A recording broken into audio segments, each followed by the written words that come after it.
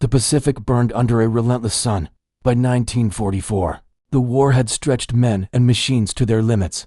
American pilots climbed into their P-38 Lightnings knowing the truth. They could reach the fight, but rarely the way back. Fuel was killing them faster than bullets. And then, from the shadows of history, came a name no one expected. Charles Lindbergh, not in a newspaper headline, not in a parade, but on a muddy airstrip in the middle of the jungle, sleeves rolled up, walking toward the very fighters he was never meant to fly. He said he could make them go farther, 30% farther. The manuals said it was impossible. The generals said it was madness. But when Lindbergh touched the throttle, everything they believed about flight, fuel, and survival shattered in a single mission. Because this isn't the story of a legend returning to the skies. It's the story of how one man rewrote the limits of war. Stay till the end. Because what Lindbergh did out there would change not just the Pacific, but the very way men fly. He arrived quietly. No fanfare, no salute. Just a man in a weathered flight suit stepping onto a sun-bleached airstrip somewhere in New Guinea. The jungle buzzed with the sound of engines and mosquitoes, and the pilots of the 475th Fighter Group paused mid-conversation. When they saw him, Charles Lindbergh, the name carried a weight of legend, the first man to cross the Atlantic alone. But here, among battle-hardened fighter jocks, legends didn't mean much.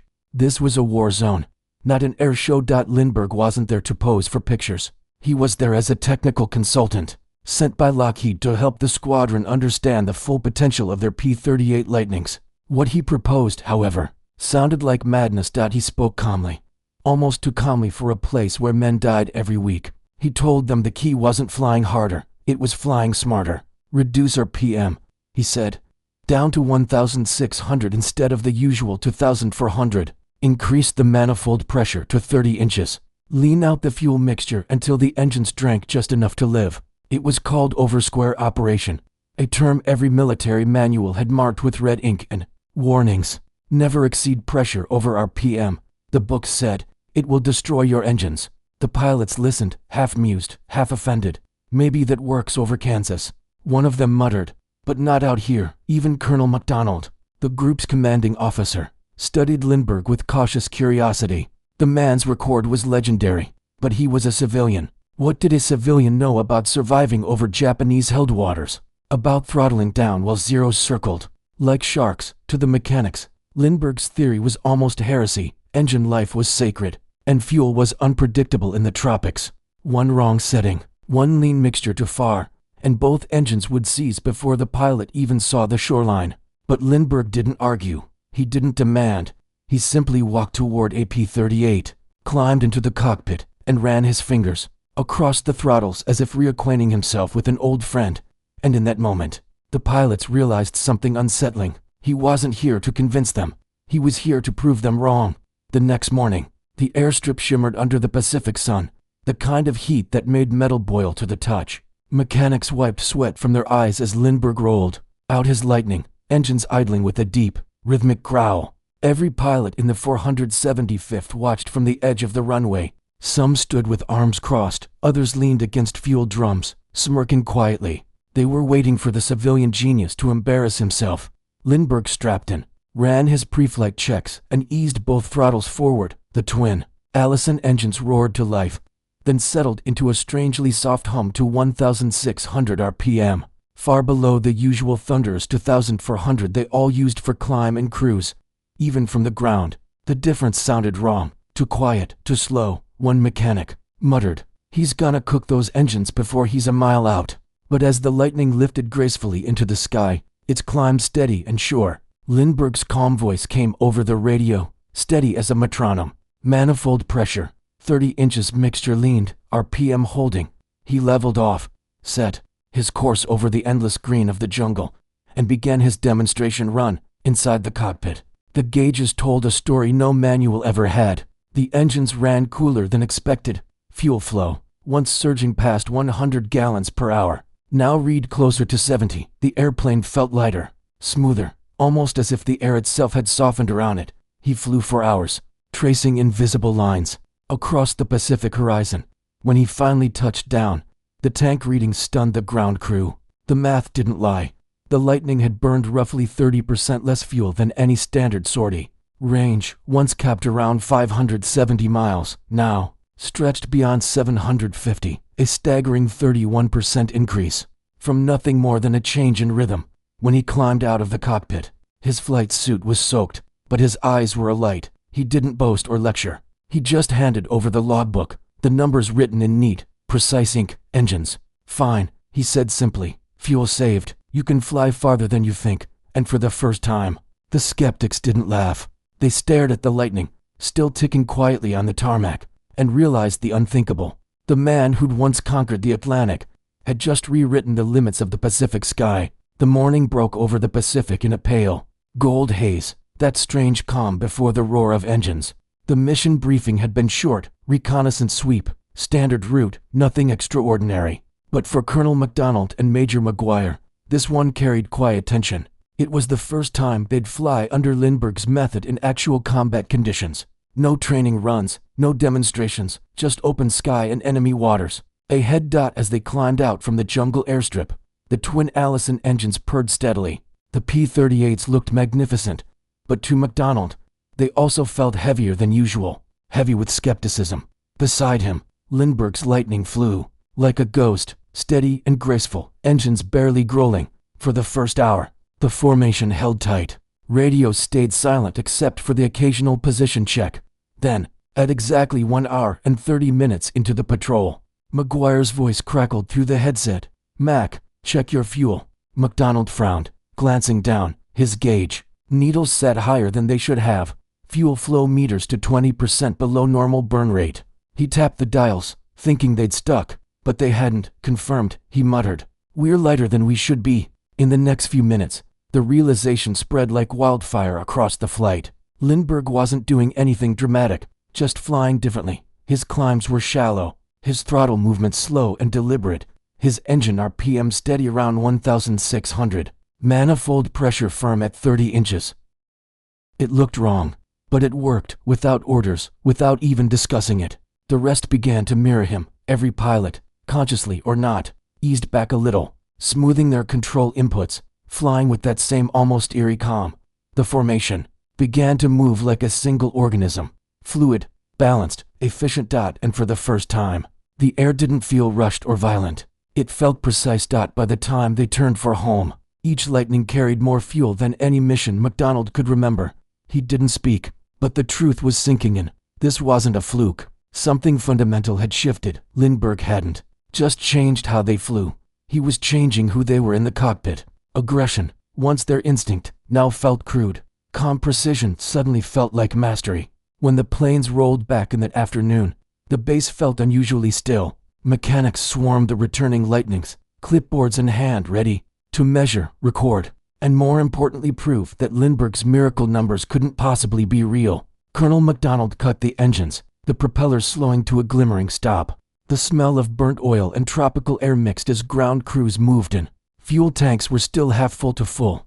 Whispers started before the canopies even opened. "Impossible," someone muttered. They flew 3 hours. At the center of it all was Sergeant Kowalski, a veteran crew chief who'd been with the P-38 since its earliest days. He'd seen engines burn, blow, and seize but never run cool on low RPM. He didn't believe in magic, only math. So he grabbed the calibrated dipstick, dipped it into MacDonald's left-wing tank, and squinted at the line of fuel. Then he checked, again, and again. The numbers didn't make sense. 70 gallons burned, he said under his breath. That's 30 short of spec. He moved on to Maguire's Lightning. Same reading. Lindbergh's, even better. The dipstick came up, slick, almost defiant. Kowalski called over another mechanic. Recheck the calibration. They did twice. The results stood. 30% less fuel used. No signs of detonation. No burned spark plugs. Cylinder heads running cooler than standard climb tests. It went against everything in the manuals. Everything they'd been taught about how to keep an Allison engine alive in combat. But there it was, staring them in the face. "Engines are clean," Kowalski reported. "Temperatures are fine. If this is wrong, I don't know what right is anymore." MacDonald turned the logbook toward the senior staff officer who had just arrived. The man barely glanced at it before scoffing. If that were true, he said coldly, it would be printed in the Lockheed manuals. No one answered. The only sound was the tick-tick-tick of cooling engines. In that moment, Disbelief wasn't about Lindbergh anymore, it was about pride. About the idea that a civilian, an outsider, had found something the Air Corps' best minds had missed. And as the sun dipped behind the palm trees, Kowalski muttered what everyone was thinking. The book's wrong, sir. The man's not. At first, nobody wanted to be the next to try it. The manual still called it dangerous. The engineers still called it impossible. And the veterans, men who'd survived on instinct and regulation, called it suicidal.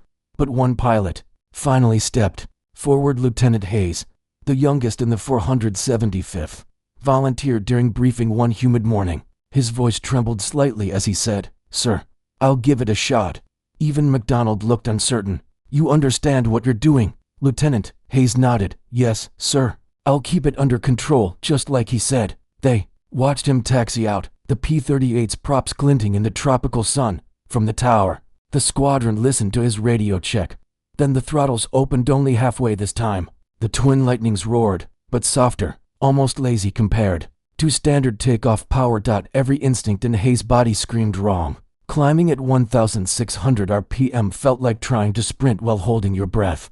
The controls were smooth, but his gut twisted. The engine gauges looked fine, temperature stable, pressure steady, but his training told him something was going to explode any second. He flew the route exactly as instructed, adjusting mixture to auto lean, holding steady manifold pressure, no overcorrections. For 90 minutes, he fought the reflex to push the throttle harder. When he landed, his crew chief ran up with the fuel report in hand. "Sir, you burned 73 gallons an hour." Hayes blinked. "That can't be right. It's..." "Then check twice," the mechanic said.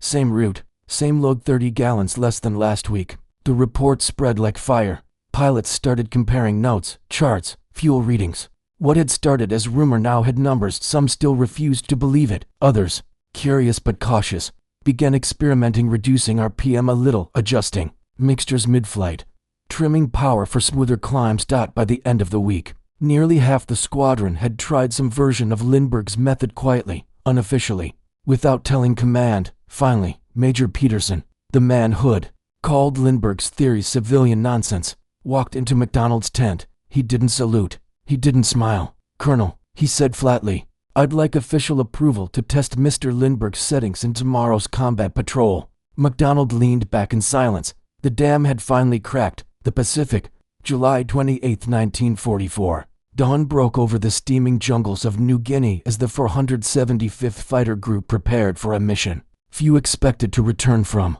The target, Waiwak, a heavily defended Japanese supply base deep in enemy territory. Intelligence warned of fierce resistance, possibly the Zero Aces of Captain Saburo Shimatada, the same unit that had mauled American bombers for months. For the first time, Charles Lindbergh would fly into combat, not as an observer, but as part of the formation. His P-38 would take position on Major Maguire's wing, where the group's deadliest pilot could watch the civilians' mysterious fuel magic under real fire. Engines roared to life, echoing across the humid airstrip. As the Lightnings lifted off, most pilots whispered the same thought: "He'll never make it back." The formation crossed 400 miles of open ocean before spotting smoke columns in the distance. Waiwak. Moments later, radar contacts, Japanese K-51 dive bombers, escorted by a screen of Zeros, swept in from the northwest. The sky erupted in contrails and gunfire. Maguire broke formation to engage, calling targets over the radio. "Multiple bandits, fuel's a factor," he shouted. The fight dissolved into chaos. Lindbergh held formation like a machine. His control inputs were minimal, no wasted throttle bursts, no panic climbs, even in tight turns. His RPMs never rose above 1,600. Manifold steady at 30 inches. The dogfight stretched on far longer than expected. Nearly 20 minutes of aerial chess above the jungle. Then it happened. Shimatada's Zero, smoke trailing from a glancing hit, turned straight toward Lindbergh. A desperate head-on attack. Lindbergh didn't flinch. He fired a short, calculated burst. The Zero exploded into flame and spiraled into the sea below. It was Lindbergh's first and only aerial victory. But the significance went far beyond that kill. 8 hours after takeoff, the formation returned to Hollandia. Every pilot was exhausted, except Lindbergh. When they checked his gauges, disbelief rippled through the ground crews. He still had enough fuel for 2 more hours of flight. Post-flight inspection revealed the final miracle: no engine wear, No damage, no heat stress, against every rule, every manual, and every expert opinion. The impossible had just changed the war. Hollandia Airfield, 1 week later. News of Lindbergh's impossible flight tore through the 475th Fighter Group like a spark through dry grass. Pilots who once mocked the civilian consultant were now huddled around fuel charts and engine data, arguing over mixture settings like scientists instead of soldiers. Major Peterson, once the loudest skeptic, was the first to break the silence. "Permission to fly it myself, sir," he told Colonel MacDonald. That was all it took. The floodgates opened within days. Every squadron in the group was experimenting with Lindbergh's over-square technique to 1,600 RPM, 30 inches of manifold pressure, auto-lean mixture. The same settings that manuals had called dangerous were now transforming every P-38 in the Pacific. The results were impossible to argue with. Fuel savings averaged 30%. Missions that once ended with sputtering engines now concluded with reserves to spare. The combat radius jumped from 570 to 750 miles, and mission duration stretched by nearly 40%. The mechanics confirmed it with clinical precision. Calibrated dipsticks, logged readings, and repeat tests, every number aligned. There was no engine damage, no overheating, no loss of performance. The pilots began trusting the data more than doctrine, and with that trust came something unexpected: peace in the cockpit. The screaming vibrations of high RPM flight gave way to a steady hum. Pilots reported feeling calmer, less tense. Even after 8-hour missions, they climbed out of their lightnings without the shaking exhaustion they once considered normal. Major McGuire described it best in his combat report. "It feels like flying a different airplane, quieter, smoother. And when the fight comes, you've still got power left to use." Strategically, it was a revolution. With the new range, the 475th could now strike targets once thought unreachable. Japanese supply lines, oil depots, even airfields far beyond prior limits. Fighter escort missions that were once impossible became standard practice. By the end of that week, flying Lindbergh style wasn't an experiment anymore. It was doctrine. And for the first time, the Pacific no longer felt infinite. By August 1944, the shockwaves had spread far beyond Hollandia. What began as whispers among the 475th Fighter Group was now echoing through briefing rooms. Across the Pacific, pilots in Australia, New Guinea, and even the China-Burma-India theater were requesting details on Lindbergh's settings. At first, command headquarters treated the reports with quiet disbelief. How could a civilian one-man outthink decades of military engineering? But the evidence was impossible to ignore. Mission logs, flight charts, and maintenance records all told the same story. 30% less fuel burned, 31% more range, 0 mechanical failures. Colonels and technical officers began sending coded dispatches.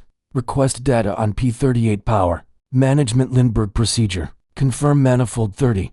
RPM 1,600. Engine stable. From the jungles of Burma to the airfields of Darwin, American and Allied pilots began experimenting with the settings that had once been dismissed as reckless. To everyone's surprise, not only did the engines survive, they thrived. Maintenance crews reported cooler cylinder head temperatures, lower internal stress, and even smoother power delivery due to finer fuel atomization at leaner mixtures. Engines that were once pulled apart after every long-range mission were now lasting longer, cleaner, and running better than they had in months of standard operation. Veteran mechanics, men who'd memorized every page of the Allison engine manual, stood in disbelief as test results rolled in.